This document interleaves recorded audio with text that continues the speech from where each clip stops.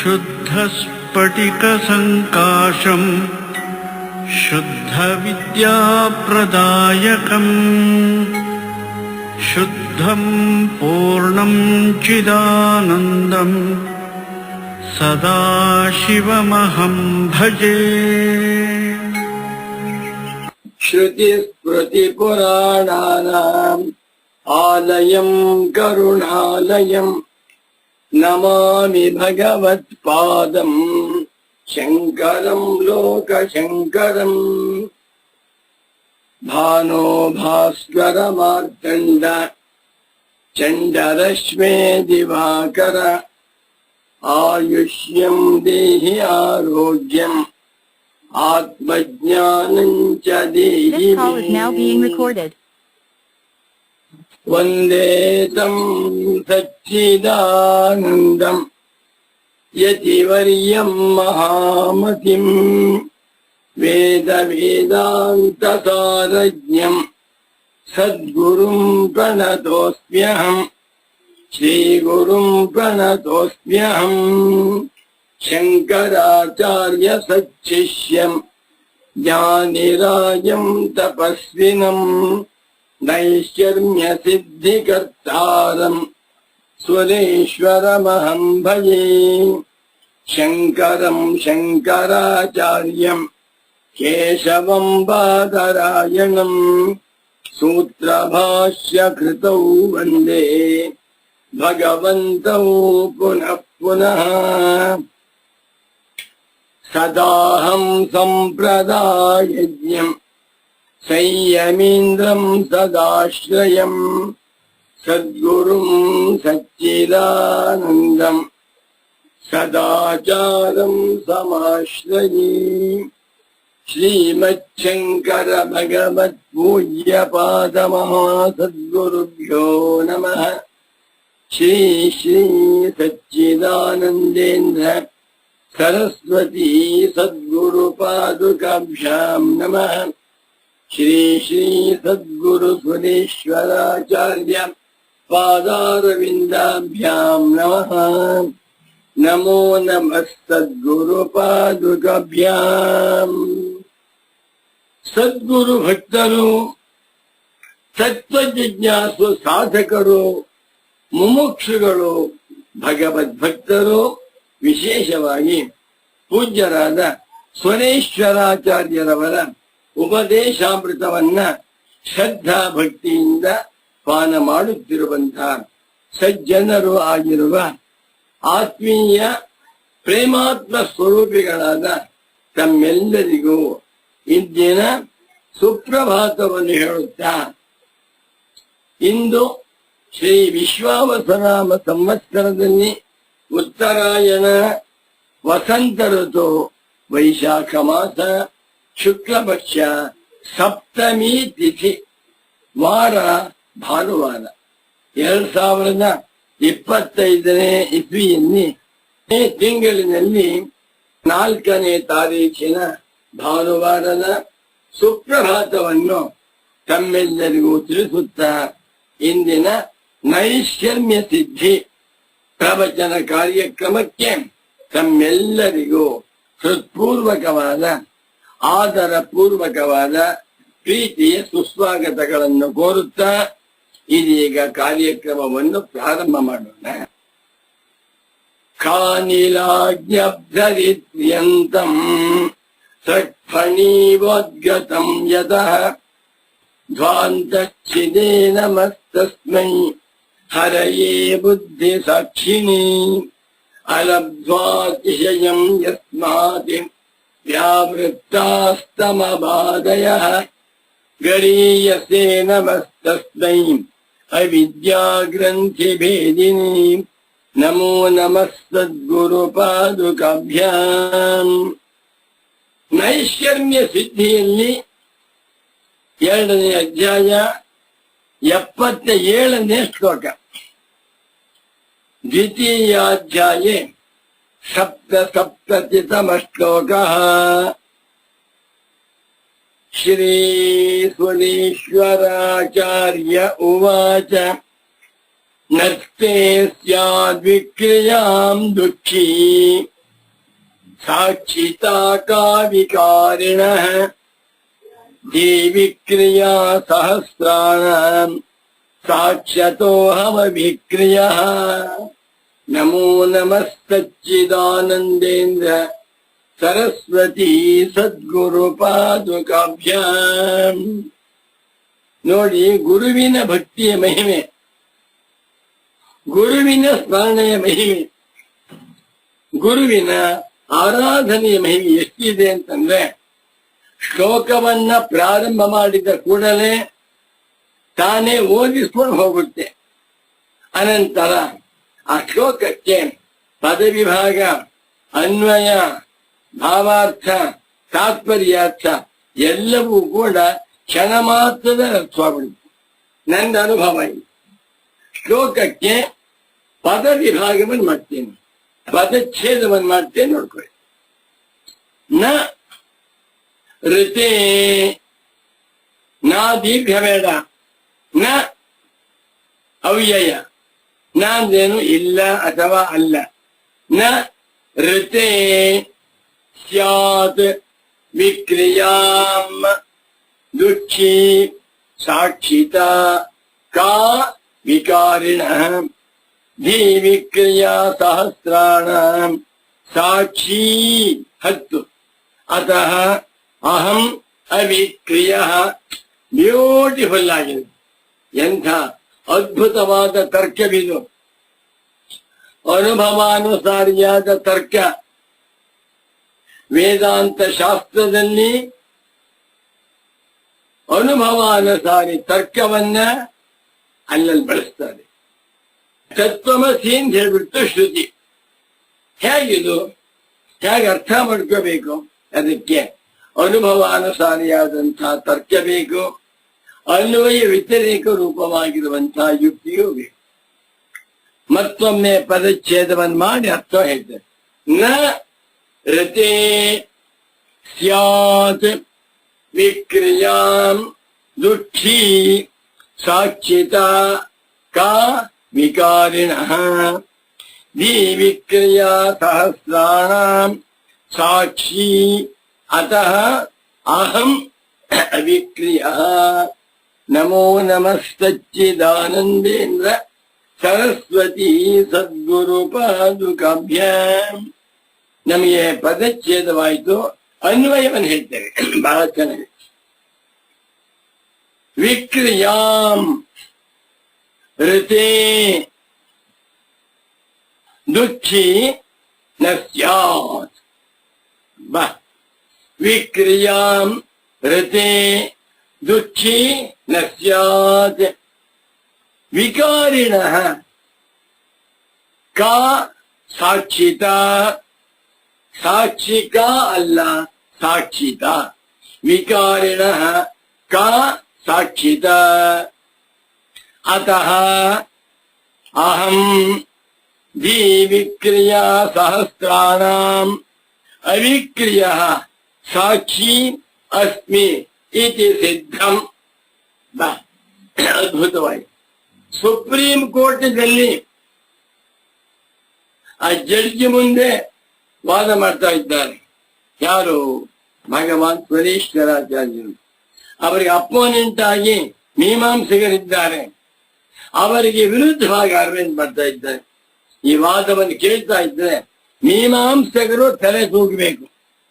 ಆ ಜಸ್ಟಿಸ್ ಅಂತೂ ತುಂಬಾ ಸಂತೋಷಪಟ್ಟು ಯು ಆರ್ ಕರೆಕ್ಟ್ ಅಂತ ಹೇಳ್ತಾ ಇದ್ದಾರೆ.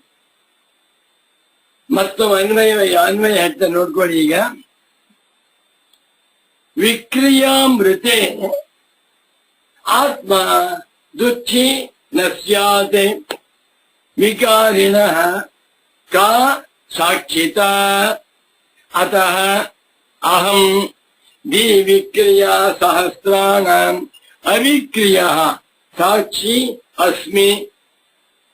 ಎಷ್ಟು ಚೆನ್ನಾಗಿದೆ. ಆತ್ಮನು ದುಃಖಿಯಲ್ಲ. ನಾನು ನನ್ನನ್ನ ದುಃಖಿ ಅಂತ ತಿಳ್ಕೊಳ್ಳಿ. ಭ್ರಮೆ. ಆತ್ಮನಿಗೆ ದುಃಖದ ಸಂಬಂಧವೇ ಇಲ್ಲ. ಏಕೆಂದರೆ ವಿಕ್ರಿಯಾಮೃತೆ. ಋತೆ ಅಂತಂದ್ರೆ ವಿನಾ, ವಿಕ್ರಿಯಾಂ ವಿನಾ, ವಿಕ್ರಿಯಾಮೃತೆ. ಇದನ್ನೆಲ್ಲ ಪಾಠ ಮಾಡುವಾಗ ನನ್ನ ಪರಮ ಪೂಜ್ಯ ಪ್ರೀತಿಯ ಸದ್ಗುರು ಪುಂಗವರಾದ ಶ್ರೀ ಶ್ರೀ ಶ್ರೀ ಸಚ್ಚಿದಾನಂದೇಂದ್ರ ಸರಸ್ವತಿ ಸ್ವಾಮಿಗಳು ಮಾತು ಹೇಳಿದರು. ಋತೆ ಎನ್ನುವಂತಹದ್ದು ಅವ್ಯಯ. ಇದು ಬಂದಾಗ ದ್ವಿತೀಯ ವಿಭಕ್ತಿ ಬರಬೇಕು. ವಿನಾ ಎನ್ನುವುದು ಬಂದಾಗ ತೃತೀಯ ವಿಭಕ್ತಿ ಅಥವಾ ದ್ವಿತೀಯ ವಿಭಕ್ತಿ. ರಾಮೇಣ ವಿನಾ, ರಾಮಂ ವಿನಾ, ರಾಮಂ ಋತೆ, ಈ ಪದ ಪ್ರಯೋಗ ಸೇರಿದ್ರು. ಅಂತ ಪೂಜ್ಯ ಸದ್ಗುರುಗಳಿಗೆ ಸಾಷ್ಟಾಂಗ ಪ್ರಣಾಮ. ವಿಕ್ರಿಯಾಂ ವಿನಾ, ವಿಕ್ರಿಯೆ ಇಲ್ಲದೆ ಹೋದರೆ ವಿಕ್ರಿಯ ವಿಕಾರ ಬದಲಾವಣೆ, ಬದಲಾವಣೆಗಳಿಲ್ಲದೆ ಹೋದರೆ ಆತ್ಮನು ದುಃಖಿಯಾಗಲಾರ. ಯಾಕೆ? ದುಃಖ ಎನ್ನುವ ಮಾತಿಗೆ ಅರ್ಥವೇನು? ಹೊಸದಾಗಿ ಬಂತು, ಇದೇ ಹೋಗುತ್ತೆ. ದುಃಖ ಎನ್ನುವಂತಹದ್ದು ಬಂದು ಇದ್ದು ಹೋಗತಕ್ಕಂಥ ಒಂದು ವಿಕಾರ. ಈ ವಿಕಾರವಿಲ್ಲದೆ ಹೋದರೆ ಆತ್ಮನನ್ನ ದುಃಖಿ ಎಂದು ಗುರುತಿಸಲು ಸಾಧ್ಯವಿಲ್ಲ. ಆತ್ಮನ ಈ ವಿಕಾರವಿದೆಯೋ ಇಲ್ವೋ? ಇದೆ. ಆತ್ಮನ ವಿಕಾರವಿದೆ ದುಃಖಿ ಅಂತಂದ್ರೆ ಆ ದುಃಖಿಯನ್ನ ಹೇಳುತ್ತಿರುವವನು ಯಾರು? ನಾನು ದುಃಖಿ ಅಂತ ಹೇಗೆ ಗೊತ್ತಾಯ್ತು ನಿನಗೆ? ನನ್ನಲ್ಲಿರುವಂತಹ ದುಃಖಗಳನ್ನ ಅನುಭವಿಸುತ್ತಾ ನಾನು ನಿಜವಾಗಿ ದುಃಖಿಯಾಗಿದ್ದೇನೆ ಅಂತಾಯ್ತು. ಆಲ್ರೈಟ್, ನಾನು ದುಃಖಿ, ಹೌದಾ? ಸರಿ, ನಾನು ದುಃಖಿ ಹೇಗೆ ಗೊತ್ತಾಯ್ತು ನಿನ್ಗೆ? ನಾನೇ ಹೇಳ್ತಾ ಇದ್ದೀನಿ, ಸಾಧ್ಯವಿಲ್ಲ. ನಾನು ದುಃಖಿ ಎನ್ನುವಾಗ ವಿಕಾರಗಳಿಂದ ಕೂಡಿದಂಥವನು ಅಂತಾಯ್ತು. ವಿಕಾರಗಳಿಂದ ಕೂಡಿರುವಂತಹ ನಾನು ಅವಿಕಾರಿಯಾದಂತಹ ಸಾಕ್ಷಿಯಾಗಬಹುದಾ? ಸಾಧ್ಯವಿಲ್ಲ. ವಿಕ್ರಿಯಾಮೃತೆ ಬಾ, ವಿಕಾರವಿಲ್ಲದೆ ಹೋದರೆ ಮನಸ್ಸಿನಲ್ಲಿ ವಿಕಾರ, ಚಿತ್ತದಲ್ಲಿ ವಿಕಾರ, ಆತ್ಮನಲ್ಲೂ ವಿಕಾರ ಆಗಬೇಕು. ವಿಕ್ರಿಯಾಮೃತೆ, ವಿಕ್ರಿಯ ಇಲ್ಲದೆ ಹೋದರೆ, ಬದಲಾವಣೆ ಇಲ್ಲದೆ ಹೋದರೆ ಆತ್ಮ ನ ದುಃಖಿ, ಆತ್ಮನು ದುಃಖಿಯಾಗಲಾರ. ದುಃಖಿ ಅಂತಾಗಬೇಕಾದರೆ ಅವನು ವಿಕಾರವುಳ್ಳವನಾಗಿರಬೇಕು. ಸರಿ, ಆತ್ಮ ದುಃಖಿ ಅಂತ ನಿರ್ಣಯವಾಯಿತು. ಈಗ ಇದನ್ನು ಬೆಳಗ್ತಾ ಇರೋದು ಯಾರು? ಆತ್ಮ. ಹೇಗೆ? ಆತ್ಮ ವಿಕಾರಿ ಆಗಿಬಿಟ್ಟ. ವಿಕಾರಿಯಾಗಿರುವಂತಹ ದುಃಖಿಯಾದ ಆತ್ಮನಿಗೆ ಸಾಕ್ಷಿತಾಕ, ಸಾಕ್ಷಿತ್ವವು ಎಲ್ಲಿಂದ ಬರಬೇಕು? ಸಾಕ್ಷಿತ್ವವು ಯಾವುದು? ಎರಡು ಶಬ್ದ, ಒಂದು ಸಾಕ್ಷಿ, ಮತ್ತೊಂದು ದುಃಖಿ. ನಾನು ಸಾಕ್ಷಿಯೋ ದುಃಖಿಯೋ? ದುಃಖಿ ಅಂತಾದರೆ ವಿಕಾರವಾಗ್ತಾ ಇದೆ. ನಾನು ವಿಕಾರವುಳ್ಳವನಾದ ಆತ್ಮನಾಗಿದ್ದೇನೆ ಅಂತಾದರೆ ನನಗೆ ಸಾಕ್ಷಿತ್ವವಿಲ್ಲ. ಹಾಗಲ್ಲ, ದುಃಖಿಯಾಗಿರುವಂತಹ ಆತ್ಮನಿಗೆ ಮತ್ತೊಬ್ಬ ಆತ್ಮ ಸಾಕ್ಷಿಯಾಗಿದ್ದಾನೆ, ಅವನೇ ಆತ್ಮ. ಅವನಿಗೆ ಮತ್ತೊಬ್ಬ ಆತ್ಮನಿದ್ದಾನೆ, ಅವನಿಗೆ ಮತ್ತೊಬ್ಬ ಆತ್ಮ ಅಂತ ಹೇಳ್ತಾ ಹೋದರೆ ಅದು ಅನವಸ್ಥಾ ದೋಷ. ವೇದಾಂತ ದರ್ಶನದಲ್ಲಿ ಆತ್ಮನನ್ನ ಏಕ ಅದ್ವಿತೀಯ ಅಂತ ಹೇಳ್ತಾ ಇದೆ. ನೀವು ನಿರ್ಣಯ ಮಾಡ್ಕೊಂಡು, ಆತ್ಮನು ದುಃಖಿಯೋ ಸಾಕ್ಷಿಯೋ? ದುಃಖಿಯಾದರೆ ಸಾಕ್ಷಿಯಾಗಲಿಕ್ಕೆ ಸಾಧ್ಯವಿಲ್ಲ, ಸಾಕ್ಷಿಯಾದರೆ ದುಃಖಿಯಾಗಲಿಕ್ಕೂ ಸಾಧ್ಯವಿಲ್ಲ. ಒಬ್ಬನ ರಾಷ್ಟ್ರಪತಿ ಅಂತಾದರೆ, ಇಡೀ ರಾಷ್ಟ್ರಕ್ಕೆ ಫಾದರ್ ಆಫ್ ಮದರ್ ಅಂತಾದರೆ ಅವನು ಸಾಮಾನ್ಯ ಗುಮಾಸ್ತನಲ್ಲ. ಸಾಮಾನ್ಯ ಗುಮಸ್ತ ಅಂತಾದರೆ ಅವನು ರಾಷ್ಟ್ರಪತಿಯಲ್ಲ. ಆತ್ಮನು ಸಾಕ್ಷಿಯ ದುಃಖಿಯ ಎರಡೂ ಆಗಿ ಸಾಧ್ಯವಿಲ್ಲ. ಒಬ್ಬನೇ ಆತ್ಮನಿಗೆ ದುಃಖಿತ್ವವು ಸಾಕ್ಷಿತ್ವವು ಎರಡೂ ಕೂಡ ಸೈಮಲ್ಟೇನಿಯಸ್ಲಿ ಸಮಕಾಲದಲ್ಲಿ ಹೊಂದುವುದಿಲ್ಲ. ವಿಕ್ರಿಯಾಮೃತೆ ವಿಕ್ರಿಯೆಗಳನ್ನು ಹೊಂದದೆ ಬದಲಾವಣೆಯಾಗದೆ ಹೋದರೆ ಅವನು ದುಃಖಿ ಅಂತಾಗಲ್ಲ, ಸುಖಿ ಅಂತಾಗಲ್ಲ. ಸುಖ ದುಃಖಗಳು ಆತ್ಮನನ್ನ ವಿಕಾರಗೊಳಿಸುತ್ತವೆ. ಆತ್ಮನಿಗೆ ಸುಖ ದುಃಖಗಳಿವೆ ಅಂತಾಗಿಬಿಟ್ರೆ ಆತ್ಮ ಬದಲಾವಣೆ ಆಗ್ತಾ ಇದ್ದಾನೆ ಅಂತ. ವಿಕಾರಿಯಾಗಿದ್ದಾನೆ ಆತ್ಮ ಅಂತ ಆಗಿಬಿಟ್ಟರೆ ಅಂತ ವಿಕಾರಿಣ ಆತ್ಮನಃ, ವಿಕಾರಿಯಾಗಿರುವಂತಹ ಆತ್ಮನಿಗೆ ಸಾಕ್ಷಿತಾಕ, ಸಾಕ್ಷಿಯಾಗಿರುವಿಕೆ ಎನ್ನುವಂತಹದ್ದು ಯಾವುದು? ಎಲ್ಲಿಂದ ಸಾಕ್ಷಿತ್ವ ಬರುತ್ತದೆ? ದೊಡ್ಡ ಶ್ರೀಮಂತ, ಬೇಕಾದ ಸಂಪತ್ತಿದೆ, ಅವರ ಮನೆಯಲ್ಲಿ 1000 ಜನ ಕೆಲಸದವರಿದ್ದಾರಂತೆ. ಎಲ್ಲೋ ಇಲ್ಲ ಸಾಹುಕಾರರು ಅಂತ ಕೇಳಿದ್ರೆ ಅಲ್ಲಿ ಎಲ್ಲೋ ಅಡಿಗೆ ಮನೆ ಬೇರೆ ಮನೆಗೆ ಹೋಗಿ ಅಲ್ಲಿ ಕಸ ಹೊಡಿಕ್ ಹೋಗಿದ್ದಾರೆ ಅಂದ್ರೆ ಏನ್ ಅರ್ಥ? ಸಾಹುಕಾರರು ಅಂತೀರಾ? 1000 ಜನ ಕೆಲಸದವರಿದ್ದಾರೆ ಅಂತೀರಾ? ಪಕ್ಕದ ಮನೆಗೆ ಹೋಗ್ಬಿಟ್ಟು ಅಲ್ಲ ಅವರು ಕಸ ಹೊಡಿತಾ ಇದ್ದಾರೆ, ತಿಂಗಳಿಗೆ 100 ರೂಪಾಯಿ ಸಂಬಳ ತಗೋತಾ ಇದ್ದಾರೆ ಎಂದೆ ಅರ್ಥವಿದ್ಯಾ? ಇಲ್ಲ. ಹಾಗೆ ಈಗ ನೀವೇ ಪ್ರಶ್ನೆ ಹಾಕೊಳ್ಳಿ, ನಾನು ಸಾಕ್ಷಿಯ ಅಥವಾ ದುಃಖಿಯ? ಎರಡೂ ಸಾಧ್ಯವಿಲ್ಲ. ಸಾಕ್ಷಿ ಅಂತಂದ್ರೆ ಅವಿಕಾರಿ, ದುಃಖಿ ಅಂತ ವಿಕಾರಿ. ಎಷ್ಟು ಚೆನ್ನಾಗಿದೆ. ವಿಕಾರಗಳಿಲ್ಲದೆ ಹೋದರೆ ಆತ್ಮನು ದುಃಖಿಯಾಗಲು ಸಾಧ್ಯವಿಲ್ಲ. ವಿಕಾರಗೊಳ್ಳುತ್ತಾ ಇದ್ದರೆ ಅವನು ಸಾಕ್ಷಿಯಾಗಲು ಸಾಧ್ಯವಿಲ್ಲ. ಒಳ್ಳೆ ವಿದ್ಯಾವಂತ, ತುಂಬಾ ಬುದ್ಧಿವಂತ, ಎಲ್ಲೋ ಇಲ್ಲ ಯಜಮಾನರು ಪಕ್ಕ ಮನೆಗೆ ಹೋಗಿದ್ದಾರೆ. ಅಲ್ಲಿ SSLC ಹುಡುಗ ಇದ್ದಾನೆ. ಅವನ ಹತ್ರ SSLC ಟೆಕ್ಸ್ಟ್ ಬುಕ್ಕಿಗೆ ಅರ್ಥ ತಿಳ್ಕೊಂಬರಕ್ ಹೋಗಿದ್ದಾರೆ ಅಂದ್ರೆ ಏನರ್ಥ? ಪರಸ್ಪರ ವಿರೋಧವಲ್ಲವೇ? ದೊಡ್ಡ ವಿದ್ವಾಂಸ ಅಂತ ಹೇಳ್ತಾ ಇದ್ದೀರಾ, ಮಹಾಪಂಡಿತೋತ್ತಮ ಅಂತ ಇದ್ದೀರಾ. ಅವನಿಗೆ SSLC ಟೆಕ್ಸ್ಟ್ ಬುಕ್ ನಲ್ಲಿ ಯಾವುದೋ ಶ್ಲೋಕಕ್ಕೆ ಅರ್ಥವಾಗಲಿಲ್ಲ, ಅರ್ಥವನ್ನ ತಿಳಿದುಕೊಳ್ಳುವುದಕ್ಕಾಗಿ ಈ ಫೇಲ್ ಆಗಿದ್ದಾನೆ ಹುಡುಗ. SSLC ಫೇಲ್ ಆಗ್ಬಿಟ್ಟ. ಅವನತ್ತೆ ಪಾಠಕ್ಕೆ ಹೋಗಿದ್ದಾನೆ ಅಂದ್ರೆ ಹುಚ್ಚ ಅನ್ಸದು. ಬಹಳ ಚೆನ್ನಾಗಿದೆ. ಎಲ್ಲ ವಿಜ್ಞಾನಿಗಳು ಹುಚ್ಚರೆ, ವಿವೇಕವಿಲ್ಲ. ವಿವೇಕವಿಲ್ಲದೆ ಮಾತಾಡ್ತಾ ಇದ್ದಾರೆ. ಅವರ ಮಾತುಗಳಿಗೆ ಬೆಲೆ ಇಲ್ಲ. ವಿಕ್ರಿಯಾಮೃತೆ, ವಿಕ್ರಿಯೆಯನ್ನ ಬಿಟ್ಟು ವಿಕ್ರಿಯೆ ಇಲ್ಲದೆ ಹೋದರೆ ಆತ್ಮ ನೈವಲ, ಖಂಡಿತ. ಆತ್ಮನಲ್ಲಿ ವಿಕಾರಗಳಿಲ್ಲ ಅಂದ್ರೆ ದುಃಖಿಯಾಗಲು ಸಾಧ್ಯವಿಲ್ಲ. ಆತ್ಮ ದುಃಖಿಯಾಗಿದ್ದಾನೆ ಅಂದ್ರೆ ಬೇಕಾದ ವಿಕಾರ ಬದಲಾವಣೆ ಆಗ್ತಾ ಇದ್ದಾನೆ. ಬದಲಾವಣೆಗೆ ಒಳಗಾಗದೆ ಹೋದರೆ ಆತ್ಮನ ದುಃಖಿಯಾಗಲಾರ. ದುಃಖಿಯಾಗಿದ್ದಾನೆ ಅಂತಾದ ಆತ್ಮನಲ್ಲಿ ಬದಲಾವಣೆ ಇದೆ ಅಂತ ಅಲ್ಲಿ ಒಪ್ಕೊಂಬೇಡ. ಆತ್ಮನ ದುಃಖಿ, ಆತ್ಮನು ವಿಕಾರಿ ಅಂತಾಯ್ತು. ವಿಕಾರಿಣ, ವಿಕಾರಗೊಳ್ಳುತ್ತಿರುವಂತಹ ಆತ್ಮನಿಗೆ ಸಾಕ್ಷಿತ ಕುತ್ರ, ಸಾಕ್ಷಿಯಾಗಿರುವಿಕೆ, ಬೆಳಗುವಿಕೆ ಎನ್ನುವಂತಹದ್ದೆಲ್ಲಿದೆ? ಬೆಳಗ್ತಾ ಇದ್ದಾನೆ ಅಂದ್ರೆ ಬೆಳಗಲ್ಪಡುವ ವಸ್ತುವಲ್ಲ.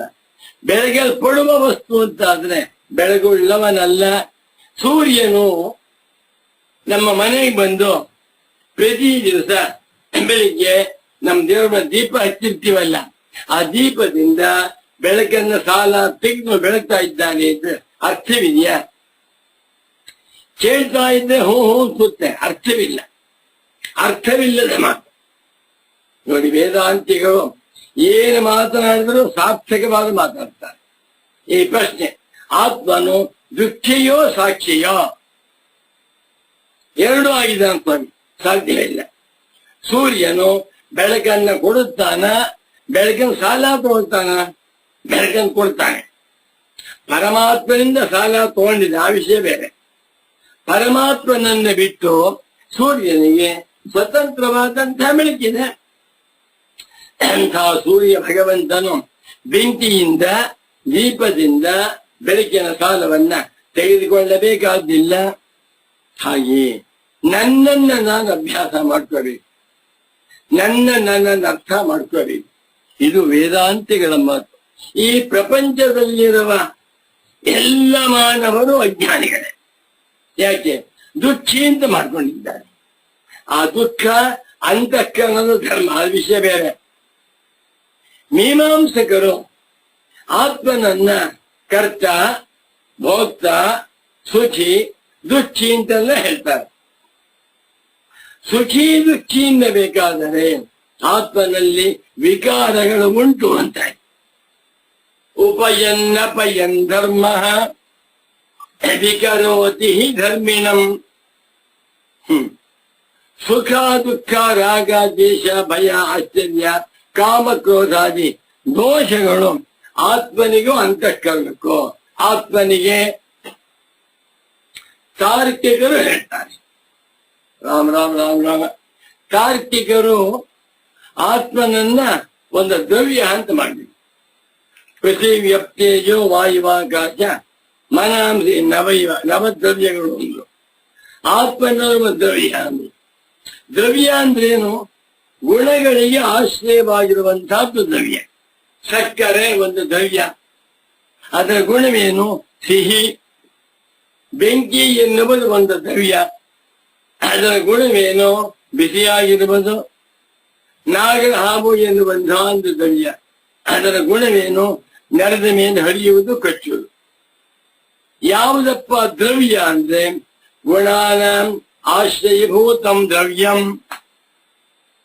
ಆತ್ಮನಿಗೆ ಗುಣಗಳು ಉಂಟು. ಏನ್ ಗುಣ? ಸುಖ ದುಃಖಾದಿಗಳು. ಇಚ್ಛಾದೇಶ ಸುಖಂ ದುಃಖಂ ಸಂಘಾತಶ್ಚೇತನಾ ಧೃತಿ. ಭಗವದ್ಗೀತಾ 13ನೇ ಅಧ್ಯಾಯದಲ್ಲಿ ಪ್ರಾರಂಭ ಬರುವಂತಹ ಒಂದು ಶ್ಲೋಕ. ಅದು ನೋಡಿ, 10ನೇ ಶ್ಲೋಕದ ಒಳಗಡೆ ಬರುತ್ತೆ.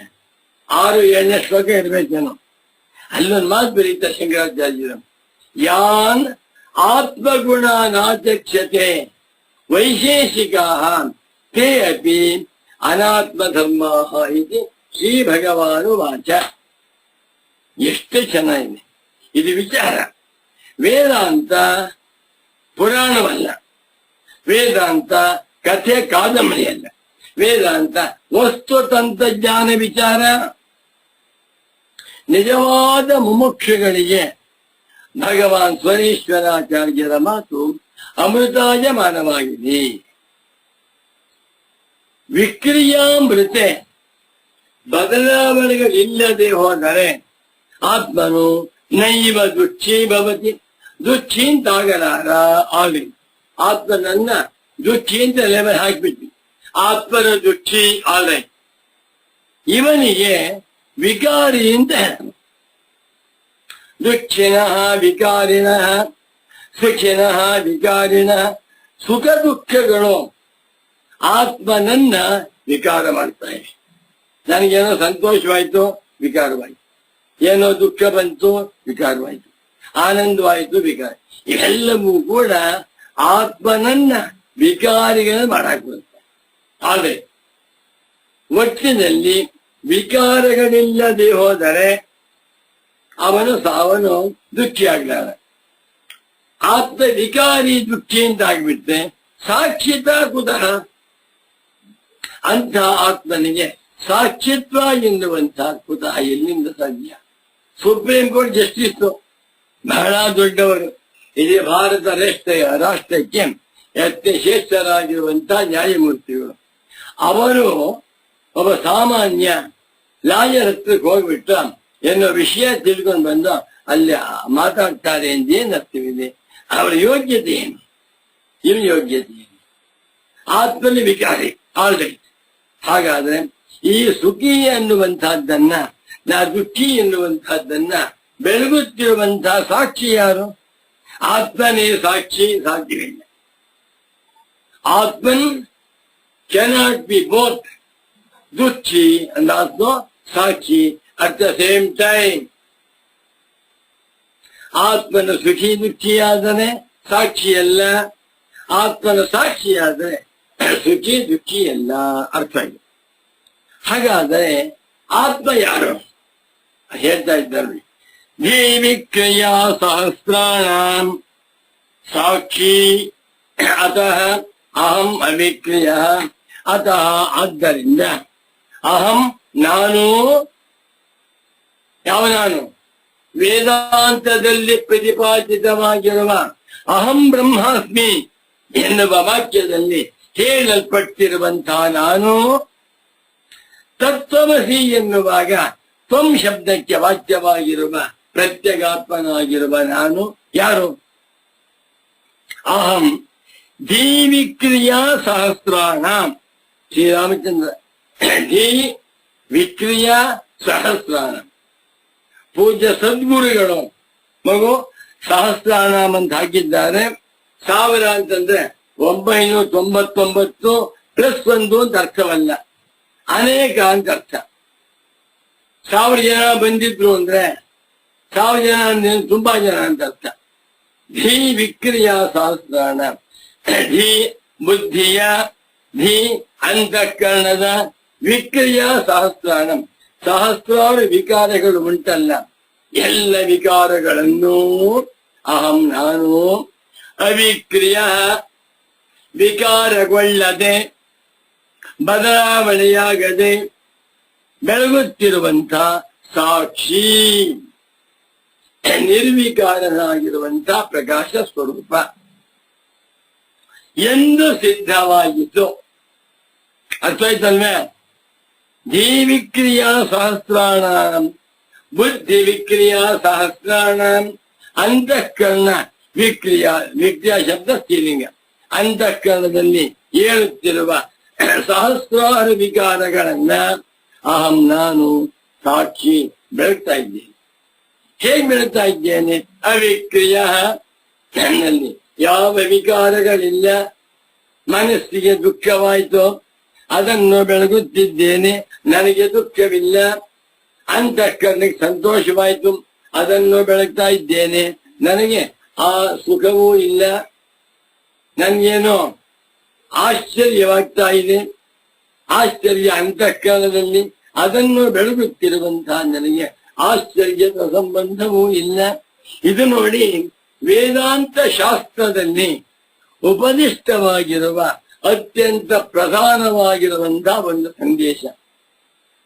ಇದರ ಪೂಜ್ಯ ಸದ್ಗುರುಗಳು the concept of witnessing consciousness is a special and unique contribution of Shankara Vedanta ಅಂತ ಹೇಳ್ತಾ ಇದ್ದಾರೆ. ಶಾಂಕರ ವೇದಾಂತದಲ್ಲಿ ಅಸಾಧಾರಣವಾಗಿರುವ ಅದ್ಭುತವಾದ ಒಂದು ವಿಚಾರವೇನಪ್ಪಾ ಅಂದ್ರೆ ಸಾಕ್ಷ್ಯ ಸ್ವರೂಪ.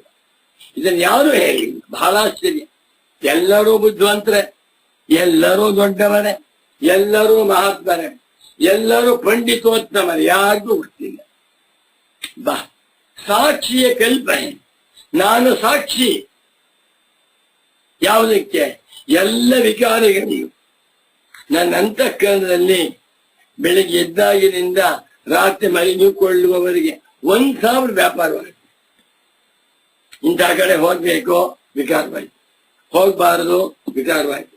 ದೋಸೆ ತಿನ್ನೋಣ, ಚಟ್ನಿ ತಿನ್ನೋಣ, ಇಡ್ಲಿ ತಿನ್ನೋಣ, ಉಪನ್ಯಾಸ ಮಾಡೋಣ, ಪೂಜೆ ಮಾಡೋಣ, ಎಷ್ಟು ವಿಕಾರ.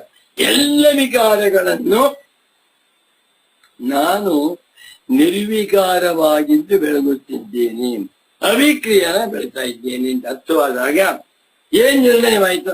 ನಾನು ದುಃಖಿಯಲ್ಲ, ನಾನು ಸುಖಿಯೂ ಅಲ್ಲ. ಹಿಂದಿನ ಶ್ಲೋಕದಲ್ಲಿ 76 ದುಃಖೀಯದಿ ಭವೇದಾತ್ಮ ಕಸ್ಸಾಕ್ಷಿ ದುಃಖಿನೋ ಭವೇತಿ ದುಃಖಿನಃ ಸಾಕ್ಷಿತ ಅಯುಕ್ತ ಸಾಕ್ಷಿನೋ ದುಃಖಿ. ಎಷ್ಟು ಜನ ಇದೆ? ಆತ್ಮ ದುಃಖಿ ಅಂತಾದರೆ ಅಲ್ಲಿ ಸಾಕ್ಷಿ ಎಲ್ಲ, ಸಾಕ್ಷಿ ಅಂತಾದರೆ ದುಃಖಿ ಎಲ್ಲ. ಒಬ್ಬನೇ ಆತ್ಮನಲ್ಲಿ ದುಃಖಿತ್ವ ಸಾಕ್ಷಿತ್ವ ಅತ್ಯಂತ ಪರಸ್ಪರ ವಿರುದ್ಧವಾಗಿರುವ 2 ಧರ್ಮಗಳು ಬರಲು ಸಾಧ್ಯವಿಲ್ಲ. ಸೂರ್ಯನು ಬೆಳಗುವವನ, ಬೆಳಗಲ್ಪಡುವವನ, ಎರಡೂ ಆಗ್ತಾ ಸಾಧ್ಯವಿಲ್ಲ. ಬೆಳಗುವವನು ಅಂತಾದರೆ ಬೆಳಗಲ್ಪಡುವವನಲ್ಲ. ಬೆಳಗಲ್ಪಡುತ್ತಾನೆ ಅಂದ್ರೆ ಬೆಳಗುವವನು ಅಲ್ಲ. ಸೂರ್ಯನೇ ಆಗಿದ್ದ ಮೇಲೆ ಆತ್ಮ ಆತ್ಮ ದುಃಖಿಯ ಆದ್ರೆ ಒಪ್ಕೊಂಬಿಡಿ, ಆತ್ಮನನ್ನ ಕವರ್ ಮಾಡಬೇಡಿ, ಆತ್ಮ ದುಃಖಿಯಿಂದ ಬಾಕ್ಸ್ ಹಾಕ್ಬಿಡಿ. ಆ ದುಃಖಿಯಾದ ಆತ್ಮನನ್ನ ಬೆಳಗುತ್ತಿರುವವನು ಯಾರು? ನನಗೆ ನಾನು ದುಃಖಿ ಎನ್ನುವಂತಹದ್ದು ಹೇಗೆ ಗೊತ್ತಾಗ್ತಾ ಇದೆ? ನಾನು ನೋಡ್ತಾ ಇದ್ದೀನಿ ಸ್ವಾಮಿ, ನೋಡಕ್ ಸಾಧ್ಯವಿಲ್ಲ. ಯಾಕೆ? ದುಃಖಿ ಆಗ್ಬೇಡಿ, ವಿಕಾರವಾಗ್ತಾ ಇದೆ. ವಿಕಾರಿಯಾಗಿರುವ ಆತ್ಮನು ಅವಿಕಾರಿಯಾದ ಸಾಕ್ಷಿಯಾಗಲಾರ. ಅವಿಕಾರಿಯಾಗಿರುವ ಆತ್ಮನು ಸಾಕ್ಷಿ ಅಂತಾದರೆ ದುಃಖಿಯಾಗಲಾರ. ಚೆನ್ನಾಗಿದೆ.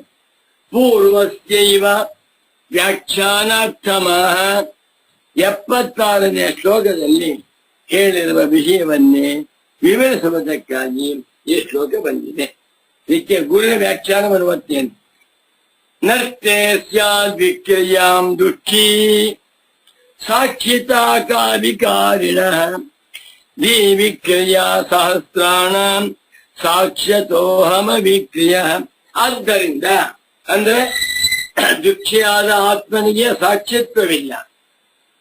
ಆತ್ಮನು ದುಃಖಿಯಾದ ಆತ್ಮನನ್ನು ಬೆಳಗುತ್ತಿದ್ದಾನೆ ಅಂತ. ಆದ್ದರಿಂದ ನಾನು ವಿಕ್ರಿಯಾ ಸಹಸ್ರಾಣಂ, ನನ್ನ ಬುದ್ಧಿಯಲ್ಲಿ ಏನೇನ್ ವಿಕಾರಗಳಾಗ್ತಾ ಇದೆಯೋ ಎಲ್ಲಾ ವಿಕಾರಗಳನ್ನು ಬೆಳಗುತ್ತಾ ಅವಿಕ್ರಿಯನಾದ ಸಾಕ್ಷ್ಯ ಸ್ವರೂಪನಾದ ಆತ್ಮನೇ ನಾನು ಎಂದು ಸಿದ್ಧವಾಯಿತು ಅಂತ ಸಿದ್ಧ ಮಾಡಿ.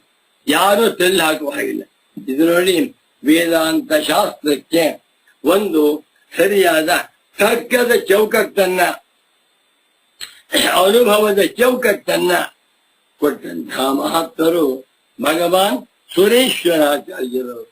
ನನ್ಗೇನ್ ಸಂಕಟವಾಗುತ್ತೆ ಅಂದ್ರೆ, ಇಂಥ ವೇದಾಂತ ಶಾಸ್ತ್ರವನ್ನ ಕ್ರಿಸ್ತಪೂರ್ವ 6ನೇ ಶತಮಾನದವರೆಗೆ, ಕ್ರಿಸ್ತ ಶಕ 7ನೇ ಶತಮಾನದವರೆಗೆ ಯಾರೂ ಕೂಡ ಇದು ಒಂದು ಶಾಸ್ತ್ರ ಅಂತ ಪರಿಗಣಿಸಿರಲಿಲ್ಲ. ಹರಿಭದ್ರ ಸೂರ್ಯ ಎಂದು ಪುಸ್ತಕ ಬರೆದಿದ್ದಾನೆ. ಅವನು ಸರ್ವದರ್ಶನ ಸಮುಚ್ಚಯ ಅಂತ ಒಂದು ಪುಸ್ತಕ ಇದೆ. ಅದನ್ನು ಪಾಠ ಮಾಡಿದ್ದಾರೆ ಗುರು. ಅದರಲ್ಲಿ ಈ ಸಾಯಿ ವೇದಾಂತ ದರ್ಶನವನ್ನು ಸೇರಿಸ್ತಾ ಇಲ್ಲ. ಅಲ್ಲೇ ಬಿಡಿ, ವೇದಾಂತ ದರ್ಶನ ಏನ್ ಪ್ರಯೋಜನವಿಲ್ಲ ಅಂತ ಕೇಳಿಬಿಡ.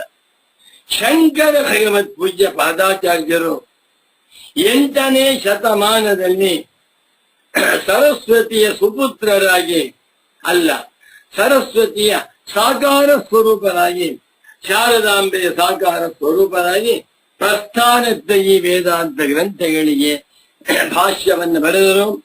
ಬ್ರಹ್ಮಸೂತ್ರ ಭಾಷ್ಯವನ್ನ ಅದ್ಭುತವಾಗಿ ಬರೆದಿದ್ದಾರೆ. ಅದನ್ನು ಬರಿಬೇಕಾದ್ರೆ ಪದವಾಕ್ಯ ಪ್ರಮಾಣಗಳನ್ನು ಅನುಸರಿಸಿ ಬರೆದಿದ್ದಾರೆ. ಬೆಳಕಿ ಬಂತು 8ನೇ ಶತಮಾನದಿಂದ ಈಚೆಗೆ ವೇದಾಂತ ಶಾಸ್ತ್ರವೂ ಕೂಡ ಒಂದು ಶಾಸ್ತ್ರ ಅಂತ ಆಯ್ತು. ವೇದಾಂತಕ್ಕೆ ದರ್ಶನದ ಸ್ಥಾನಮಾನವನ್ನ, ಶಾಸ್ತ್ರದ ಸ್ಥಾನಮಾನವನ್ನ ಕೊಟ್ಟಂಥ ಮಹಾತ್ಮರು ಭಗವಾನ್ ಶಂಕರರು, ಅವರ ಶಿಷ್ಯರಾಗಿರುವಂತಹ ಸುರೇಶ್ವರಾಚಾರ್ಯರು. ಪರಮ ಪೂಜ್ಯ ಸಚ್ಚಿದಾನಂದೇಂದ್ರ ಸರಸ್ವತಿ ಸ್ವಾಮಿಗಳವರು 20ನೇ ಶತಮಾನದ ಅಭಿನವ ಶಂಕರರಾಗಿ ಶಾಂಕರಾದ್ವೈತ ವೇದಾಂತ ಸಿದ್ಧಾಂತದ ರಹಸ್ಯವನ್ನೆಲ್ಲ, ಪೂರ್ಣವನ್ನೆಲ್ಲ ಎತ್ತಿ ತೋರಿಸಿದಂತಹ ಮಹಾತ್ಮರು. ಈ ಪರಂಪರೆಗೆ ಕೋಟಿ ಕೋಟಿ ನಮಸ್ಕಾರ. ನೋಡಿ, ಶಂಕರಾಚಾರ್ಯರು ಭಾಷ್ಯಗಳನ್ನ ಬರೆಯದೆ ಹೋಗಿ ಬಿಟ್ಟಿದ್ದಿದ್ರೆ ವೇದಾಂತಕ್ಕೆ ಅಸ್ತಿತ್ವವೇ ಇರಲಿಲ್ಲ. ಸುರೇಶ್ವರಾಚಾರ್ಯರು ತಮ್ಮ ನೈಷರ್ಮ್ಯ ಸಿದ್ಧಿಯಲ್ಲಿ ಶಾಂಕರ ಸಿದ್ಧಾಂತವನ್ನ ಯುಕ್ತಿಯಿಂದ ಪ್ರತಿಷ್ಠೆ ಮಾಡದೆ ಹೋಗ್ಬಿಟ್ಟು ಬೆಲೆ ಬರ್ತಾ ಇದ್ದ. ಈ ಹೊತ್ತು ದೇಶ ವಿದೇಶಗಳಲ್ಲಿ ಅದ್ವೈತ ದರ್ಶನ ಪ್ರಚಾರದಲ್ಲಿದೆ. ನೀ ತಿಳ್ಕೋಬೇಕಿದನ್ನ. ಸಾಂಖ್ಯ, ಯೋಗ, ನ್ಯಾಯ, ವೈಶೇಷಿಕ, ಪೂರ್ವ ಮೀಮಾಂಸ 5 ದರ್ಶನಗಳಿಗಿಂತಲೂ ಹೆಚ್ಚು ಜನಪ್ರಿಯವಾಗಿ, ಹೆಚ್ಚು ಮಾನವನ ಮನಸ್ಸನ್ನ ಸೆಳೆದಿರುವಂತಹ ದರ್ಶನ ವೇದಾಂತ ದರ್ಶನ. ಯಾವ ರಾಷ್ಟ್ರಕ್ಕೋಳಿ ಅಲ್ಲಿ ಅದ್ವೈತ ದರ್ಶನವೇ ವೇದಾಂತ ದರ್ಶನ ಅಂತ ಹೇಳ್ತಾರೆ. ಜರ್ಮನಿಗೆ ಹೋಗ್ಬೋದು, ಆಸ್ಟ್ರೇಲಿಯಾಕ್ ಹೋಗ್ಬೋದು, ಫ್ರಾನ್ಸ್ಗೆ ಹೋಗ್ಬೋದು, ಕೆನಡಾಕ್ ಹೋಗಿ ಎಲ್ಲಿ ಹೋದ್ರು ವೇದಾಂತ ಅಂದ್ರೆ ಅದ್ವೈತ ದರ್ಶನ. ವೇದಾಂತ ಅಂದ್ರೆ ಶಂಕರಾಚಾರ್ಯರ ದರ್ಶನ ಅಂತ ಆಗಿದೆ.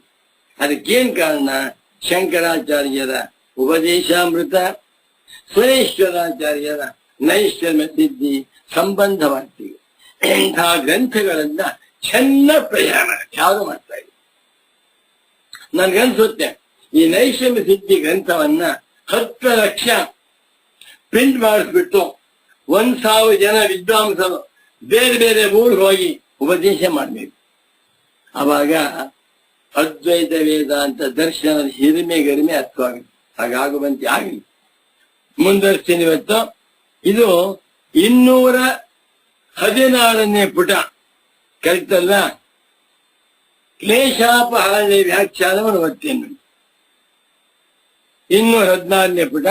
ಪೂರ್ವಸ್ಯೈವ ವ್ಯಾಖ್ಯಾನಾರ್ಥಮಾಹ 77ನೇ ಶ್ಲೋಕ. ನರ್ತೆ ಸ್ಯಾದ್ ವಿಕ್ರಿಯಾಂ ದೃಚ್ಛೀಂ ಸಾಕ್ಷಿತಾ ಕಾವಿಕಾರಿಣಃ ಧೀ ವಿಕ್ರಿಯಾ ಸಹಸ್ರಾಣಾಂ ಸಾಕ್ಷಿ ಅತಃ ಅಹಮ ವಿಕ್ರಿಯ. ಸಾಕ್ಷ್ಯತಃ ಇದೆ, ಇದು ಸಾಕ್ಷಿ ಇ ಪ್ಲಸ್ ಅತಃ ಸಾಕ್ಷ್ಯತಃ ಏಕೋ ಎನಚಿ ಜನಸಂಧಿಯಾಗಿದೆ. ಪೂಜ್ಯ ಸದ್ಗುರುಗಳು ಶಾಂಕರ ಪ್ರಸ್ಥಾನಿತ್ವ ಭಾಷ್ಯಗಳ ಮೇಲೆ ಮಾಡಿರುವಂತಹ ಅಧ್ಯಯನ ಸಂಶೋಧನೆ ಪ್ರಪಂಚದಲ್ಲಿ ಯಾರಿಗೂ ವೇದಾಂತ ಬೇಡ. ಉಪನ್ಯಾಸ ಮಾಡ್ತಾರೆ, ಹೊರಡ್ತಿರ್ತಾರೆ. ಮುಮುಕ್ಷುಗಳಲ್ಲ, ಯಾವ ಪಂಡಿತೋತ್ತಮರು ಕೂಡ ಮುಮುಕ್ಷುಗಳಾಗಿ ತತ್ವ ಜಿಜ್ಞಾಸುಗಳಾಗಿ ಶಾಂಕರ ಭಾಷ್ಯ ಗ್ರಂಥಗಳನ್ನ ಅಧ್ಯಯನ ಮಾಡಿಲ್ಲ, ಮಾಡ್ತಾ ಇಲ್ಲ. ವಾಕ್ಯ ಗಟ್ಟಿಮಾಡಿರ್ತಾರೆ, ವಿದ್ವಸ್ತರಿಗೆ ಬರ್ತಾರೆ, ಅಲ್ಲಿ ಅನೇಕ ವಾಕ್ಯಗಳನ್ನ ಉದಾಹರಣೆ ಮಾಡಿಬಿಟ್ಟು ತರ್ಕದ ಬರದಿಂದ ಒಂದು ವಿಚಾರವನ್ನು ಮಂಡಿಸ್ಬಿಟ್ಟು ಹೊರಡ್ತಾರೆ. ಅದಲ್ಲ, ಶಾಂಕರ ಪ್ರಸ್ಥಾನಿತ್ವ ಭಾಷ್ಯ ಗ್ರಂಥಗಳು ಮುಮುಕ್ಷುಗಳ ಆಸ್ತಿ, ಗುರುಗಳ ಸಂದೇಶ. ಮುಮುಕ್ಷುಗಳಿಗೋಸ್ಕರವಾಗಿ ಶಂಕರಾಚಾರ್ಯರು ಭಾಷ್ಯವನ್ನು ಬರೆದಿದ್ದಾರೆ, ಕೇವಲ ತರ್ಕ ಪಂಡಿತರಿಗಾಗಿ ಅಲ್ಲ. ಸಚ್ಚಿದಾನಂದೇಂದ್ರ ಸರಸ್ವತಿ ಸ್ವಾಮಿಗಳವರ ಅಮೃತಾಯಮಾನವಾದ ಸಂದೇಶವಿದೆ. ಎಲ್ಲಿ ಶುರು ಮಾಡ್ತೇನೆ ಈಗ. ಕ್ಲೇಶಾಪಹಾರಿಣಿ ಇಷ್ಟ ಬರೀತಾ ಈ ಪುಸ್ತಕದ ನೋಡಿ. ಮೇಲ್ಗಡೆ ಹೆಡ್ಡಿಂಗು, ಆಮೇಲೆ ಶ್ಲೋಕ, ಆಮೇಲೆ ಕ್ಲೇಶಾಪಹಾರಿಣಿ, ಆಮೇಲೆ ಪುನಃ ಹೆಡ್ಡಿಂಗು. ಅಯ್ಯೋ, ಯಾರು ಮಾಡಲ್ಲ, ಒಬ್ಬರವರು ತೋರಿಸಿ ಸ್ವಾಮಿ. ಈ ಕ್ರಮದಲ್ಲಿ ನೈಷ್ಕರ್ಮ್ಯ ಸಿದ್ಧಿಯನ್ನ ಎಡಿಟ್ ಮಾಡಿರುವಂತಹ ವಿದ್ವಾಂಸ ಯಾರಾದ್ರೂ ಇದ್ದಾರ? ನನಗೆ ಇದ್ದಂದು ಯಾರೂ ಇಲ್ಲ, ಗೊತ್ತಿದ್ದ ತಾನೇ ಅವರಿಗೆ. ನೈಷಮ್ಯ ಸಿದ್ಧಿಯ ಅಂತರಂಗವೇ ಅರ್ಥವಾಗಿದೆ. ಆತ್ಮನಃ ಆಯ್ತಲ್ಲ, ಇದು ದುಃಖಿತ್ವ ಭಾವೇ ಯುಕ್ತಿ ಅಂತ ಆಯ್ತು. ಇವತ್ತಿನದು ಕಥಂ ನ ಯುಕ್ತ ದುಃಖಿನಃ ಸಾಕ್ಷಿತ. ದುಃಖಿಯಾಗಿರುವ ಆತ್ಮನಿಗೆ ಸಾಕ್ಷಿತ್ವ ಏಕೆ ಇಲ್ಲ? ಸಾಕ್ಷಿಣೋ ವಾ ದುಃಖಿತ. ಸಾಕ್ಷಿಯಾಗಿರುವ ಆತ್ಮನಿಗೆ ದುಃಖಿತ್ವ ಯಾಕೆ ಇಲ್ಲ? ಇತ್ಯಾಶಂಕ್ಯ ಎಂದು ತಾವೇ ಪ್ರಶ್ನೆಯನ್ನು ಹಾಕಿಕೊಂಡು ತದ್ವ್ಯಾಖ್ಯಾನಾಯ ಅದನ್ನು ವಿವರಿಸುವುದಕ್ಕೋಸ್ಕರವಾಗಿ ಪರಶ್ಲೋಕ ಪ್ರವೃತ್ತಿ, ಮುಂದಿನ ಶ್ಲೋಕ ಬಂದಿದೆ ಅಂತ ಸುರೇಶ್ವರಾಚಾರ್ಯರೇ ಹೇಳ್ತಾ ಇದ್ದಾರೆ ಅಂತ ನಮ್ಮ ಕಾಲದ ಸುರೇಶ್ವರಾಚಾರ್ಯರಾಗಿರುವ ಶ್ರೀ ಶ್ರೀ ಶ್ರೀ ಸಚ್ಚಿದಾನಂದೇಂದ್ರ ಸರಸ್ವತಿ ಸ್ವಾಮಿಗಳು ಹೇಳ್ತಾ ಇದ್ದಾರೆ. ನರ್ತೆ ಸ್ಯಾದಿತಿ, ನರ್ತೆ ನರ್ತೆ ದುಃಖಿತ್ವಂ ಹಿ ನಾಮ ದುಃಖರೂಪ ವಿಕಾರಾಶ್ರಯತ್ವಂ. ಅಬ್ಬ, ಗುರುಗಳ ವ್ಯಾಖ್ಯಾನ ಮಲ್ಲಿನಾಥನ ವ್ಯಾಖ್ಯಾನದಂತೆ ಇದೆ. ಪತಂಜಲಿ ಮಹಾಭಾಷ್ಯ ಪಾತಂಜಲ ಮಹಾಭಾಷ್ಯದಂತೆ ಇದೆ. ನಮ್ಮ ಅರ್ಥ ಮಾಡ್ಕೋಬೇಕು ಸ್ವಾಮಿ. ಎಷ್ಟೊಂದು ತೃಪ್ತಿ ಇಲ್ಲ. ದುಃಖಿತ್ವ ಅಂದರೇನು?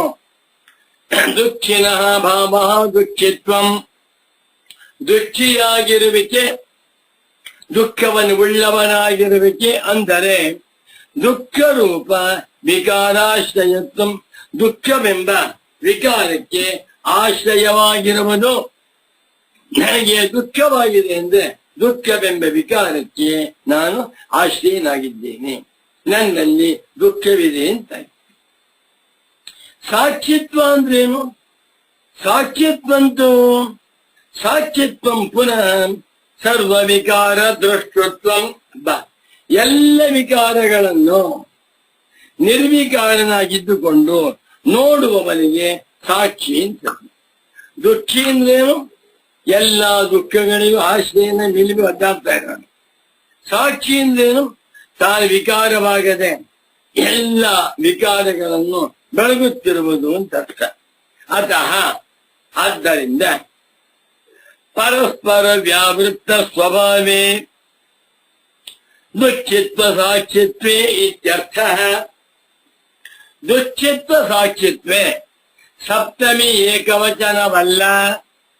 ದುಃಖಿತ್ವಂಚ ಸಾಕ್ಷಿತ್ವಂಚ ಸುಖಿತ್ವ ದುಃಖಿತ್ವೇ ಪ್ರಥಮಾ ವಿಭಕ್ತಿ ದ್ವಿವಚನ ರೂಪ.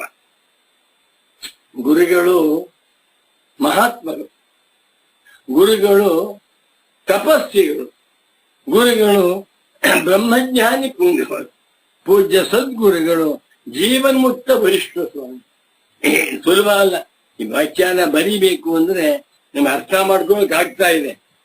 ನನಗೆ ಗುರುಗಳ ಅನುಗ್ರಹವಿದೆ, ಅರ್ಥವಾಗ್ತಾ ಇದೆ. ಸಾಮಾನ್ಯ ಪಂಡಿತೋತ್ತಮ ಅರ್ಥವೇ ಆಗುವುದಿಲ್ಲ.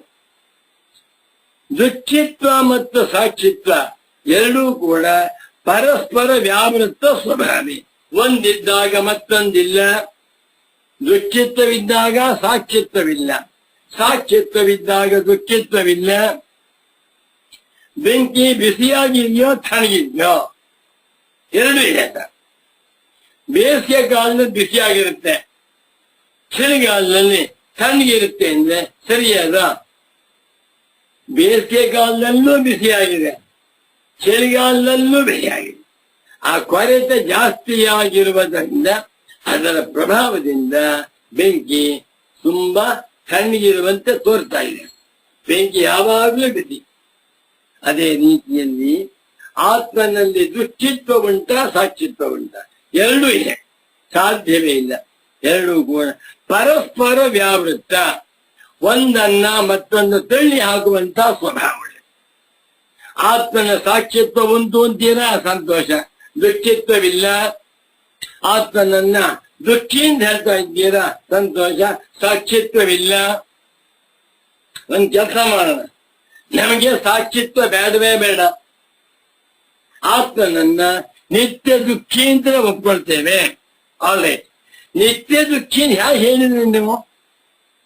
ಆತ್ಮನು ನಿತ್ಯ ದುಃಖಿಯಾಗಿದ್ದಾನೆ ಸರ್ಟಿಫೈ ಮಾಡ್ಬೇಕಾದ್ರೆ ಹೂ ಇಸ್ ದ ಸರ್ಟಿಫೈಯರ್?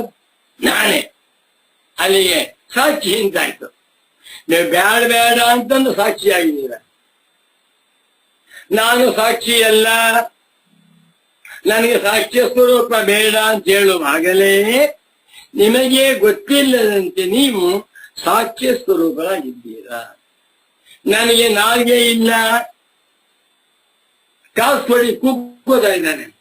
ನನಗೆ ನಾಲ್ಗೆ ಇಲ್ಲ ಸ್ವಾಮಿ, ನಾನೊಬ್ಬ ಮೂಕ, ಮಾತು ಬರ್ತಾ ಇಲ್ಲ, ಗಟ್ಟಿಯ ಕೂಗ್ಕೋತ ದುಡ್ಡು ಕೊಡಿ ಅಂತ ಹೇಳ್ತಾ ಇದ್ದಾನೆ. ಅವನ ಮೋಸ್ಕಾರ. ನಾಲಿಗೆ ಇಲ್ಲ ಅಂತ ಹೇಳ್ತಾ ಇದ್ದಾನೆ ಯಾರು? ನಾಲಿಗೆ. ನನಗೆ ದುಃಖಿತ್ವವಿದೆ ಅಂತ ಹೇಳ್ತಾ ಇದ್ದಾನೆ, ಅವನೇ ಸಾಕ್ಷಿ. ಆದ್ದರಿಂದ ಸಾಕ್ಷಿತ್ವವನ್ನ ಅಲ್ಲಗಳೆಯಲು ಸಾಧ್ಯವಿಲ್ಲ. ನನ್ಗಾಶ್ಚರ್ಯ, ಇಂಥ ಸಾಕ್ಷಿಯ ಮಹಿಮೆ ಪೂರ್ವ ಮೀಮಾಂಸಕರಿ ಅರ್ಥವಾಗ್ತಾ ಇಲ್ಲ. ಜೋರಾಗಿ ಜುಟ್ಟ ಬಿಟ್ಕೊಂಡಿರ್ತಾರೆ, ಕಚ್ಚೆ ಪಂಚೆ ಹಾಕೊಂಡಿರ್ತಾರೆ, ವಿಭೂತಿ ಕಟ್ಟು ಹಾಕೊಂಡು, ಶಾಲ್ ಹೊದ್ಕೊಂಡು, ಜಪಮಾಲೆ ಹಾಕೊಂಡು ಜೋರಾಗಿ ಹೋಮ ಹವನ ಮಾಡ್ತಿರ್ತಾರೆ. ಅವರ ಹೆಸರು ಪೆದ್ದರು. ವೇದಾಂತದ ಗಂಧವಿಲ್ಲ, ಸಾಕ್ಷಿತ್ವ ರೂಪದ ಅರಿವಿಲ್ಲ. ಎಷ್ಟೇ ದೊಡ್ಡವರಾಗಿದ್ದರು 4 ವೇದಗಳನ್ನ ಸಂಪೂರ್ಣವಾಗಿ ಅಧ್ಯಯನ ಮಾಡಿ ಅರ್ಥವನ್ನು ತಿಳ್ಕೊಂಡು ಕರ್ಮ ಪ್ರಯೋಗ ಮಾಡ್ತಾ ಇದ್ದರು. ವೇದಾಂತದ ದೃಷ್ಟಿಯಿಂದ ಅವರು ಬಾಲಾಹ, ಸಾಕ್ಷ್ಯ ಸ್ವರೂಪ ಅರ್ಥವಾಗಿಲ್ವಲ್ಲ. ನಮಗೆ ಸಾಕ್ಷ್ಯ ಸ್ವರೂಪ ಬೇಡ ಅಂತಾರೆ. ಎಲೆಜೀವ ಬಲು ಯೋನಿಗಳಲ್ಲಿ ತೊಳಲಿ ಬಂದೆ, ಅದರಿಂದೇನಾಯಿತು?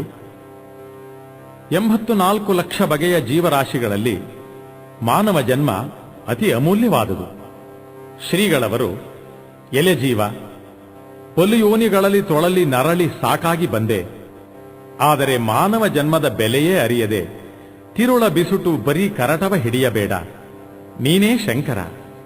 ಛಾಂದೋಗ್ಯ ಉಪನಿಷತ್ ತಿಳಿಸುವಂತೆ ತತ್ವಮಸಿ ಎಂಬ ಸಂದೇಶವನ್ನು ನಿನ್ನ ಅನುಭವದಲ್ಲಿ ಕಾಣು ಎಂದಿದ್ದಾರೆ. ಭಗವಾನ್ ಶಂಕರರು ತಮ್ಮ ಬ್ರಹ್ಮಸೂತ್ರ ಭಾಷ್ಯದಲ್ಲಿ ಸರ್ವದುಃಖ ವಿನಿರ್ಮುಕ್ತ ಏಕಚೈತನ್ಯಾತ್ಮಕೋಹಂ ಇತ್ಯೇಷಃ ಆತ್ಮಾನುಭವ ಎಂದಿದ್ದಾರೆ. ಈ ಸಂದೇಶಗಳು ಇಂದ್ರಿಯ ಪ್ರಮಾಣಕ್ಕೆ ವಿರುದ್ಧವಾದರೂ ಅಧ್ಯಾರೋಪಾಪವಾದ ಕ್ರಮದಿಂದ ಶ್ರುತಿಯ ಜಾಡಿನ ಮರ್ಮವನ್ನು ಅರಿಯಬಹುದು.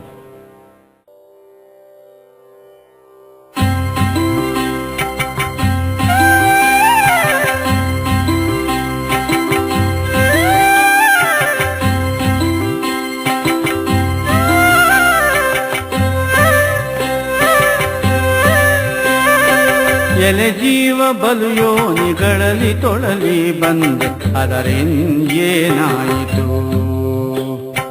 ಎಲೆ ಜೀವ ಬಲು ಯೋನಿಗಳಲ್ಲಿ ತೊಳಲಿ ಬಂದೆ, ಅದರಿಂದೇನಾಯಿತು? ತಿಳಿವಿನ ನರ ಜನ್ಮ ಕಿಳಿ ತಂದೆ ಕಡೆಗೆ, ಅದರಿಂದೇನಾಯಿತು? ತಿಳಿವಿನ ನರ ಜನ್ಮ ಕಿಳಿ ತಂದೆ ಕಡೆಗೆ, ಅದರಿಂದೇನಾಯಿತು? ಅದರಿಂದೇನಾಯಿತು? ಅದರಿಂದೇನಾಯಿತು?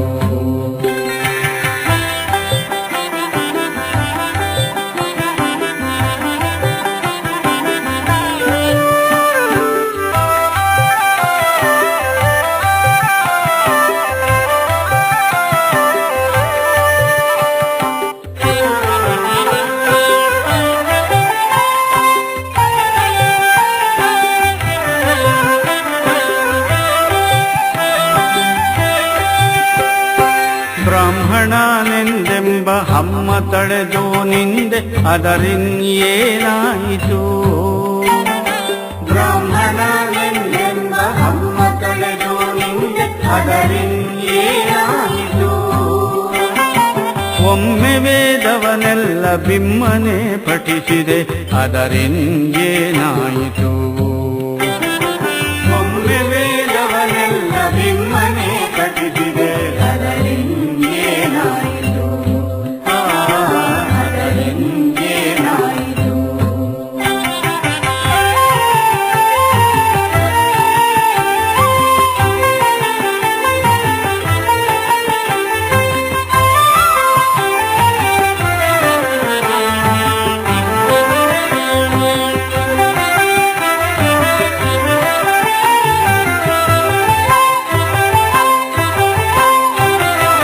ಕಾವ್ಯಶಾಸ್ತ್ರಕ್ಕೆಲ್ಲ ಸುವ್ಯಾಖ್ಯೆಯಾಗೈದೆ, ಅದರಿಂದೇನಾಯಿತು?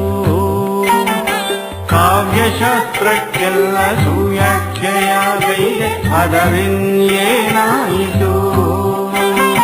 ಶ್ರಾವ್ಯಗೀತವ ಚಿತ್ರ ದಿವ್ಯ ಶಿಲ್ಪವ ಕಲ್ತೆ, ಅದರಿಂದೇನಾಯಿತು? ಶ್ರಾವ್ಯಗೀತವ ಚಿತ್ರ ದಿವ್ಯ ಶಿಲ್ಪವ ಕಲ್ತೆ, ಅದರಿಂದೇನಾಯಿತು? ಅದರಿಂದೇನಾಯಿತು?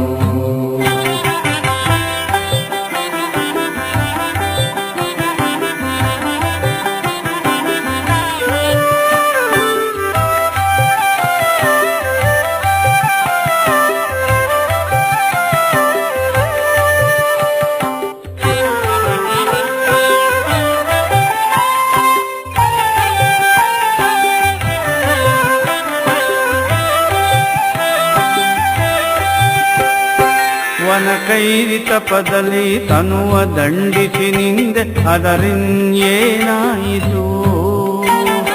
ವನಕೈರಿ ತಪದಲ್ಲಿ ತನುವ ದಂಡಿಸಿ ನಿಂದೆ, ಅದರಿಂದೇನಾಯಿತು? ಮುನಿಯಾಗಿ ಮೂಗಿನ ಕೊನೆಯ ನಿಟ್ಟಿಪೆನೆಂದೆ ಅದರಿಂದೇನಾಯಿತು ಮುನಿಯಾಗಿ ಮೂಗಿನ ಕೊನೆಯ ನೀಟಿಪೆನೆಂದೆ ಅದರಿಂದೇನಾಯಿತು ಅದರಿಂದೇನಾಯಿತು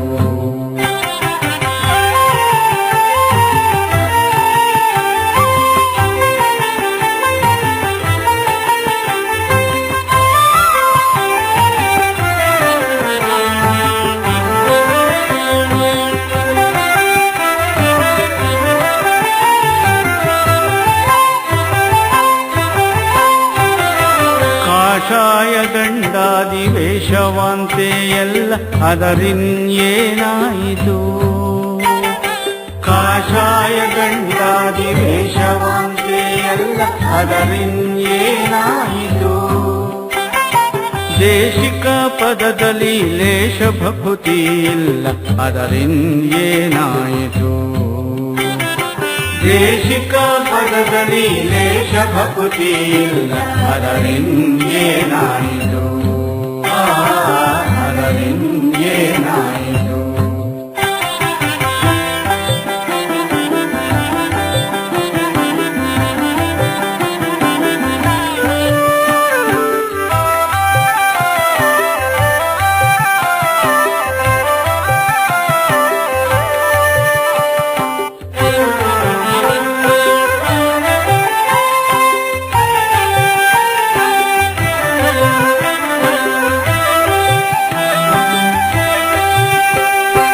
ತಿರುಳ ಬಿಸುಟು ಬರೀ ಕರಟವ ಹಿಡಿದೆನಿ ಅದರಿಂದೇನಾಯಿತು ತಿರುಳ ಬಿಸುಟು ಬರೀ ಕರಟವ ಹಿಡಿದೆನಿ ಅದರಿಂದೇನಾಯಿತು ಗುರುಶಂಕರೈಕ್ಯವ ದೊರಕಿಸಿ ಕೊಳೆಪರ ಪುರುಷಾರ್ಥವಾನಾಯಿತು ಗುರುಶಂಕರೈಕ್ಯವ ದೊರಕಿಸಿ ಕೊಳೆಪರ ಪುರುಷಾರ್ಥವಾನಾಯಿತು ಪುರುಷಾರ್ಥವಾನಾಯಿತು ಎಲೆ ಜೀವ ಬಲುಯೋನಿಗಳಲ್ಲಿ ತೊಳಲಿ ಬಂದೆ ಅದರಿಂದೇನಾಯಿತು ಎಲೆ ಜೀವ ಬಲುಯೋನಿಗಳಲ್ಲಿ ತೊಳಲಿ ಬಂದೆ ಅದರಿಂದೇನಾಯಿತು ತಿಳಿವಿನ ನರ ಜನ್ಮ ಕಿಳಿ ತಂದೆ ಕಡೆಗೆ ಗಲದರಿಂದೇನಾಯಿತು ತಿಳಿವಿನ ನರ ಜನ್ಮ ಕಿಳಿ ತಂದೆ ಕಡೆಗೆ ಗಲದರಿಂದೇನಾಯಿತು ಅದರಿಂದೇನಾಯಿತು ಅದರಿಂದೇನಾಯಿತು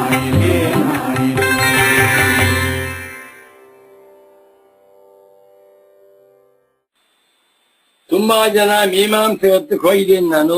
ಸ್ವಾಮಿ ಶರ್ಮಾಜಿ, ನಮಗೆ ವೇದಾಂತ ಬೇಡ, ಯಾಕೆ ಭಯಂಕರ, ನೀ ಬೇಡ ಅಂತ ವೇದಾಂತ ಹೇಳಿ, ನಮಗೆ ಸಾಕ್ಷ್ಯ ತತ್ವ ಬೇಡ ಅಂತ ಹೇಳ್ತಾ ಇದ್ರು. ಯಾರು ನೀವು? ಸಾಕ್ಷ್ಯ ಸ್ವರೂಪನಾದ ಆತ್ಮನೇ ಆಗಿದ್ದು. ಈ ವಾಕ್ಯ ಚೆನ್ನಾಗಿದೆ. ಅತಃ ಪರಸ್ಪರ ವ್ಯಾವೃತ್ತ ಸ್ವಭಾವೇ ದುಃಖಿತ್ವ ಸಾಕ್ಷಿತ್ಯ. ಯತ್ತ ದುಃಖಿತ್ವಂ ನ ತತ್ತ ಸಾಕ್ಷಿತ್ವಂ, ಯತ್ತ ಸಾಕ್ಷಿತ್ವಂ ನ ತತ್ತ ದುಃಖಿತ್ವಂ. ಯಥೋಪದಿಷ್ಟಂ ಭಗವತ್ಪಾದೈಃ ಉಪದೇಶ ಸಾಹಸ್ಯಾಂ. ನೋಡಿ, ಪರಮ ಪೂಜ್ಯ ಸಚ್ಚಿದಾನಂದೇಂದ್ರ ಸರಸ್ವತಿ ಸದ್ಗುರುಗಳವರು ನೈಷ್ಕರ್ಮ್ಯ ಸಿದ್ಧಿಗೆ ವ್ಯಾಖ್ಯಾನ ಮಾಡುವಾಗ ಭಗವತ್ಪಾದ ಶಂಕರಾಚಾರ್ಯ ನೆನಪು ಮಾಡ್ಕೊಳ್ತಾ ಇದ್ದಾರೆ. ಏನರ್ಥ ಗೊತ್ತೇ? ಭಗವಾನ್ ಸುರೇಶ್ವರಾಚಾರ್ಯರವರು ತಮ್ಮ ಗುರುಗಳಾಗಿರುವ ಶಂಕರಾಚಾರ್ಯರಿಂದ ಉಪದೇಶವನ್ನು ಹೊಂದಿ ಅದನ್ನು ತಿಳಿಸ್ತಾ ಇದ್ದಾರೆ ಹೊರತುವೆ ತಾವು ಸ್ವಮತಿ ಕಲ್ಪಿತವಾದ ವಿಚಾರವನ್ನ ಇಲ್ಲಿ ಹೇಳುತ್ತಿಲ್ಲ. ಇದನ್ನ ಕಟ್ಕಡೆ ಬರೀತಾ ನೋಡಿ. ನೈಷಮ್ಯ ಸಿದ್ಧಿಯಲ್ಲಿ ಕೊನೆಯ ವಾಕ್ಯವನ್ನು ಓದ್ತೇನೆ. ಯಾವುದಪ್ಪ ಅದು? 4ನೇ ಅಧ್ಯಾಯದ 74ನೇ ಶ್ಲೋಕ, ಕನ್ನಡ ಪುಸ್ತಕ, 320ನೇ ಪುಟ. ಅಬ್ಬಾ ಸಿಗೇ ಬಿಡ್ತಾರೆ. ಅಲ್ಲಿ ಬರೀತಾರೆ, ಶ್ರೀಮಚ್ಛಂಕರ ಪಾದ ಪದ್ಮಯುಗಳಂ ಸಂಸೇವ್ಯ ಲಬ್ಧೋ ಶಿವಾನ್ ಜ್ಞಾನಂ ಪಾರಮಹಂಸ್ಯಮೇತದಮಲಂ ಸ್ವಾಂತಾಂಧಕಾರಾಪನುತು ಮಾಭೂದತ್ರ ವಿರೋಧಿನಿ ಮತಿರತಃ ಸದ್ಭಿಃ ಪರೀಕ್ಷಂ ಬುಧೈಃ ಸರ್ವತ್ರೈವ ವಿಶುದ್ಧಯೇ ಮತಮಿದಂ ಸಂತಃ ಪರಂ ಕಾರಣಂ. ಬಾಯಿ ಬಿಟ್ಟು ಶ್ರೀಮಚ್ಛಂಕರ ಪಾದ ಪದ್ಮಯುಗಳಂ ಸಂಸೇವ್ಯ. ಏನ್ ಗುರುಭಕ್ತಿ ಸ್ವಾಮಿ, ನಾನು ನನ್ನ ಪರಮ ಪೂಜ್ಯ ಸದ್ಗುರು ಪುಂಗವರಾದ ಶಂಕರಾಚಾರ್ಯರ ಪಾದ ಪದ್ಮವನ್ನ ಸೇವೆ ಮಾಡಿ ಬರೀತಾ ಇದ್ದೇನೆ. ಅದೇ ಮಾತನ್ನ ಸುಬ್ರಾಯ ಶರ್ಮನು ಹೇಳ್ತಾ ಇದ್ದ. ನಾನೊಬ್ಬ ದಡ್ಡ ನನ್ಗೇನು ಗೊತ್ತಿಲ್ಲ.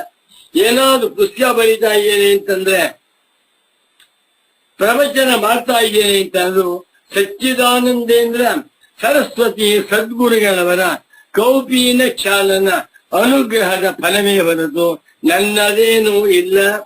ನನ್ನ ಬರೀ 0, ಎಲ್ಲವೂ ಗುರುಗಳ ಅನುಗ್ರಹ. ಅದನ್ನು ಸುರೇಶ್ವರಾಚಾರ್ಯರು ಹೇಳಿದ್ದಾರೆ. ಇಲ್ಲಿ ಬರೀತಾರೆ ಗುರುಗಳು. ಇದನ್ನೇ ಭಗವತ್ಪಾದ ಶಂಕರರು ಉಪದೇಶ ಶಾಸ್ತ್ರ ಹೇಳಿದ್ದಾರೆ. ಇದನ್ನೇ ಹೇಳಿದ್ದಾರೆ ಅಂತಲ್ಲ, ಅವರು ಹೇಳಿರುವುದನ್ನೇ ಇಲ್ಲಿ ಸುರೇಶ್ವರಾಚಾರ್ಯರು ಬರೀತಾ ಇದ್ದಾರೆ. ಏನಿದೆ?